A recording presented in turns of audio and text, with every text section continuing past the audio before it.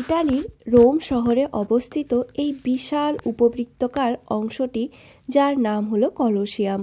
সপ্তম আশ্চর্যের মধ্যে সবথেকে অন্যতম হলো এই কলোসিয়াম, যার মধ্যে আজকে আমরা প্রায় সারাটা দিন কাটাবো। চলুন তাহলে। হ্যালো এভরিওয়ান, আমি শাইনি। কেমন আছেন আপনারা সবাই? আশা করি ভালোই আছেন। আমিও বেশ ভালোই আছি। লাইফ অ্যান্ড বিয়ন্ড উইথ শাইনির ইউটিউব চ্যানেলে নতুন একটি ব্লগে আপনাদের সবাইকে স্বাগত জানাচ্ছি। আজকের ভিডিওটি শুরু করছি সপ্তম আশ্চর্যের অন্যতম একটি বিষয়বস্তু, যা হলো এই কলোসিয়াম। চলুন আপনারাও আমাদের সাথে ঘুরে দেখুন এই পুরো কলোসিয়ামটাকে। বাইরে থেকে দেখতে তো এতটাই সুন্দর, তাহলে ভেতর থেকে দেখতে ঠিক কতটা সুন্দর হবে সেই ভেবেই যেন নিজের গায়েও কাঁটা দিয়ে উঠছে যখনই এরম ইতিহাসের তৈরি জিনিসপত্রের কাছে এসে দাঁড়াই। জানি না কেমন যেন একটা অন্য রকমের ফিলিংস হয়। আসলে অনেক ইতিহাস বইয়ে তো এইসব নিয়ে প্রচুর পড়াশুনো করেছি, আর এখন যখন সেগুলো চোখের সামনে দেখতে পাই তখন যেন সত্যি ইতিহাস কথা বলে। এরমই মনে হয়, যদি তখনকার বইয়ে লেখা না থাকতো তাহলে আমাদের কাছে আজ কত কিছুই না অজানা থেকে যেত। জানেন তো, যখন এই সব ঐতিহাসিক স্থানগুলোতে আসি তখনই যেন মনে হয় যে সত্যি ছোটবেলার থেকে পড়ার সবগুলো আজ হয়তো সত্যি হচ্ছে।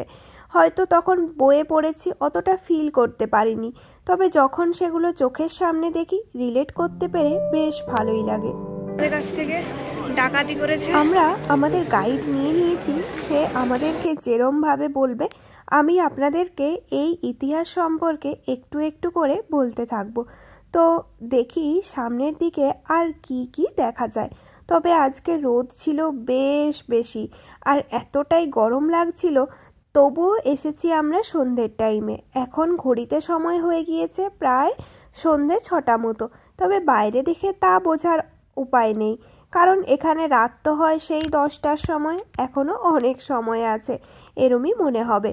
ওই যে ঝান্ডাটা দেখতে পাচ্ছেন, প্রত্যেকটি গাইডের হাতে এরম ঝান্ডা আপনি দেখতে পাবেন। ওই ঝান্ডা দেখতে দেখতে আমরা সামনের দিকে এগিয়ে যাচ্ছি, আর এই সব ঐতিহাসিক স্থানগুলো সম্পর্কে আরও বেশি জ্ঞান অর্জন করার চেষ্টায় নিজেদেরকে নিবিড়িত রেখেছি। এটি রোমান যুগে ছিল একটি অ্যাম্পিথিয়েটার, যেখানে মানুষজন আসতো নিজেদের মনোরঞ্জনের জন্যে। তবে এই অ্যাম্পিথিয়েটারটি তখনকার যুগে বাকি সব অ্যাম্পিথিয়েটারের তুলনায় বেশ অনেকটাই আলাদা। তখনকার যুগের অ্যাম্পিথিয়েটারগুলো তৈরি হতো পাহাড়ের ঢালে, কিন্তু এটি এরমভাবে তৈরি করা হয়েছিল যে নিজের ভরে নিজের পায়ে দাঁড়িয়ে, মানে একটা সুন্দর বড় বিল্ডিং। কত ঐতিহাসিক যুগের জিনিসপত্র এখানে রাখা আছে, তাই না? লিভিং ইন দ্য কলোসিয়াম মানে তখনকার সময় এখানে যে সমস্ত জিনিসপত্র ব্যবহার করা হতো সেই রকমই কিছু নিদর্শন এনারা এখনও যত্ন করে রেখে দিয়েছেন। চলুন তো যাই দেখি এটার সামনে। এই পুরোটা হলো কলোসিয়াম, যেটির মধ্যে আমরা আছি, আর সুন্দরভাবে প্রত্যেকটি জায়গা বোঝার চেষ্টা করছি। এটি প্রায় 70 থেকে 80 খ্রিস্টপূর্বাব্দে তৈরি হয়েছিল। তো এত বছর আগে পুরনো হওয়ার জন্যে এর সংস্কার কাজ এখনও চলছেই। দেখেছেন কি অসাধারণ হিউজ স্ট্রাকচার একটা, কি সুন্দর দেখতে লাগছে, তাই না? এনারা এরম বড় বড় নানান ইমারত এখানে রেখেছেন, যাতে মানুষ বুঝতে পারে যে তারা আজকে চোখের সামনে কি দেখছে। এমনি কি আর এটা সপ্তম আশ্চর্য হয়েছে নাকি? এখন আমরা পৌঁছে গেছি রোমান কলোসিয়ামে।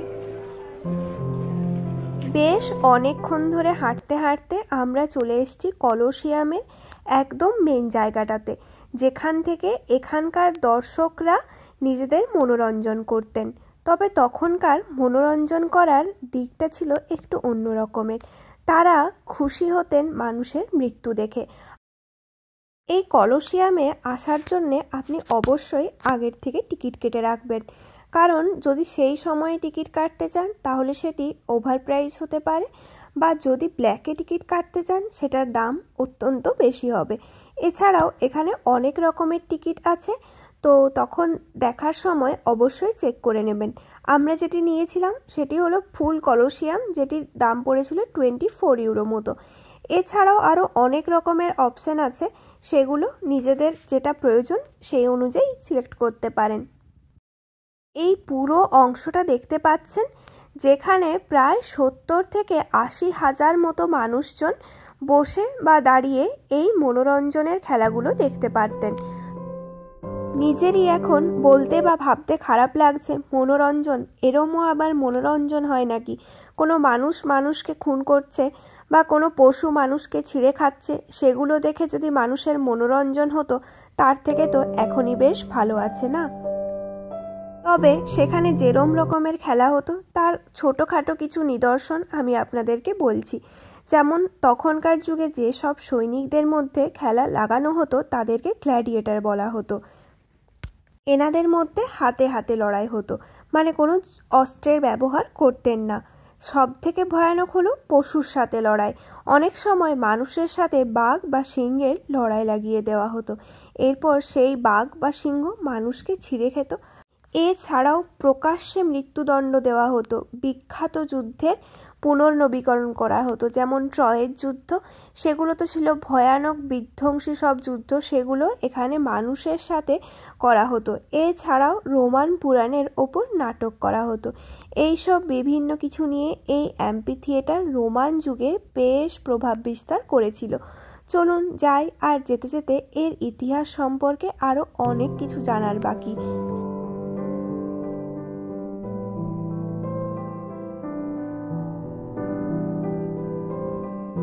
এতক্ষণ ধরে আপনাদেরকে যা সমস্ত যুদ্ধের কথা বললাম, তার সবই হতো ওই যে সাদা জায়গাটি দেখতে পাচ্ছেন তার উপরে, ওইটিকে বলা হয় এরেনা। এই অ্যারেনাতেই সব রকমের যুদ্ধ করা হতো। তো এটি দেখতে তো এখন মনে হচ্ছে একদম শান্ত, কিন্তু একবার ভেবে দেখেন তো, যখন এখানে ওরম ধ্বংসাত্মক ঘটনাগুলো ঘটতো, তখন সেটি যে মানুষের ওপর দিয়ে যাচ্ছে তার কেমন লাগতো। এখানে হাজার হাজার মানুষ বললে ভুল হবে, প্রায় লক্ষ লক্ষ মানুষের মৃত্যু ঘটেছে। গ্ল্যাডিয়েটরদের মধ্যে যে খেলা হতো সেই খেলায় তো হার জিত থাকেই। কে জিতলো কে হারলো সেটা থামস আপ থামস ডাউনের সাহায্যে জানিয়ে দেওয়া হতো। এই গ্ল্যাডিয়েটরদের খেলার মধ্যে যে জিততো তাকে অনেক বেশি উপঢৌকন এবং উপহার দেওয়া হতো, তবে যে হারতো তাকে নৃশংসভাবে হত্যা করা হতো। যে গ্ল্যাডিয়েটর যতটা খারাপ খেলতো তার মৃত্যু প্রক্রিয়া ততটাই খারাপভাবে সম্পন্ন করা হতো। সত্যি কথা বলতে গেলে গাইড যখন এইসব কথাগুলো বলছিল, তখন সত্যি সত্যি গায়ের লোম খাড়া হয়ে উঠছিল। ভাবছিলাম তখন মানুষজনকে কত কষ্ট করেই না বাঁচতে হতো, আর এখন কারো গায়ে কারো একটা হাত তোলার ক্ষমতা নেই।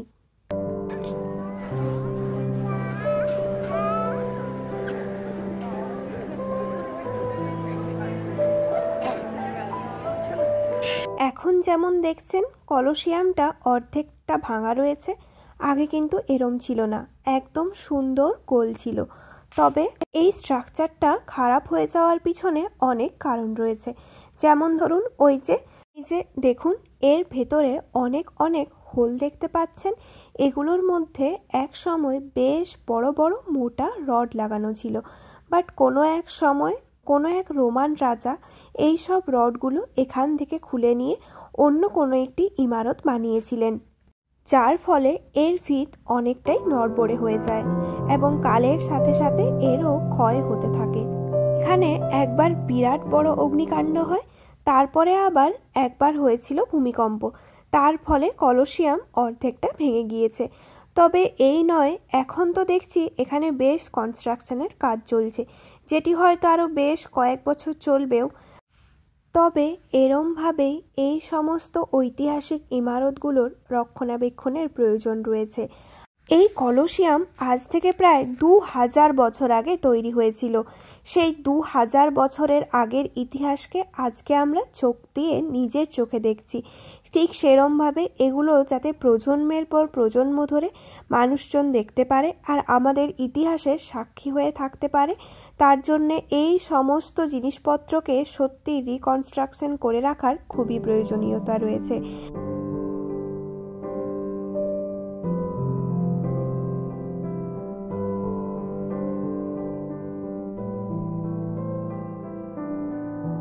চলুন এবারের মতো আমাদের কলোসিয়াম ট্যুর এখানেই শেষ হলো।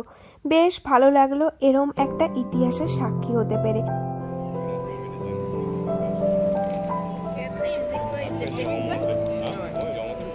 দেখেছেন সব মানুষজন এখনো সেই একই রকম ভাবে দর্শকের জায়গায় দাঁড়িয়ে ওই অ্যারেনাটির দিকেই তাকিয়ে রয়েছে। অ্যারেনা মানে হলো মঞ্চ, ওই যুদ্ধক্ষেত্রের যে মঞ্চটি তার দিকেই তাকিয়ে রয়েছে। তবে এখন আর সেরম কোনো ধ্বংসাত্মক ভয়ানক খেলা হচ্ছে না, আর ওরম খেলা দেখতেও চাই না। যখন ছোট ছিলাম তখন দুলে দুলে ইতিহাস বইয়ে পড়া মুখস্থ করতাম, সপ্তম আশ্চর্যের মধ্যে ঠিক কোন কোনগুলো পড়ছে। তখন মনে রাখতেই কি কষ্টই না হতো, আর এখন এগুলো চোখ থেকে দেখার পরে আর জীবনে কখনো ভুলে যাব বলে মনে হয় না। কলোসিয়াম কিন্তু বেশ দুঃখজনক একটি জায়গা।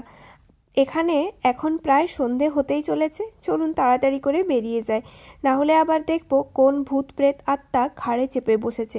তার থেকে তাড়াতাড়ি টাটা বাই বাই বলে বাইরে যাওয়াই ভালো। আর বাইরে এতটাই গরম এখন, বেরিয়ে না বেরিয়েই ঠান্ডার খোঁজ করেছি, তারপরে পেয়ে গেলাম এই গোলাটা, তাই একটা নিয়েও নিয়েছি। কি অসাধারণ লাগছিল এই গরমের মধ্যে ঠান্ডা ঠান্ডা এই গোলাটা খেতে।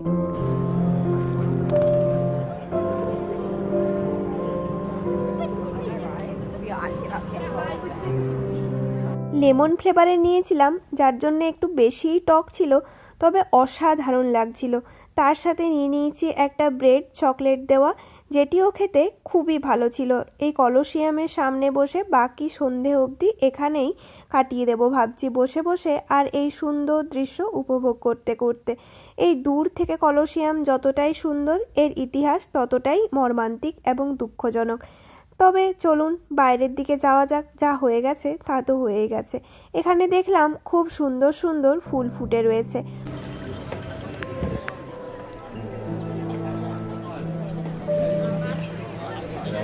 এখানে যেতে যেতে রাস্তায় চোখে পড়ল যে এখানে জুয়া টাইপের কিছু একটা খেলা হচ্ছে, যেখানে ওই লোকটি একটি আধ খাওয়া আপেলকে রেখেছেন আর দুটো বাটি রেখেছে।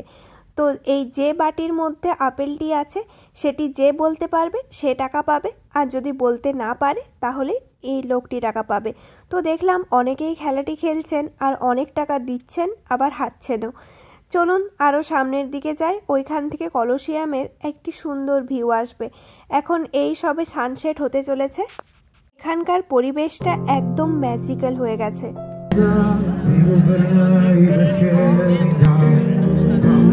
এখানে এনারা গান করে সকলের মনোরঞ্জন করছেন, আর ওইখানে দেখুন কিছু একটা প্রচুর মানুষজন একসাথে এসে তালে তালে নাচ করছেন। কি অসাধারণ সুন্দর। চলুন তাহলে আজকে ভিডিওটা এখানেই শেষ করলাম। যদি আমার ভিডিও আপনাদের ভালো লাগে তাহলে অবশ্যই লাইক কমেন্ট শেয়ার করবেন। দেখা হবে পরের নতুন একটি ভিডিওতে। অনেক ধন্যবাদ আপনাদেরকে।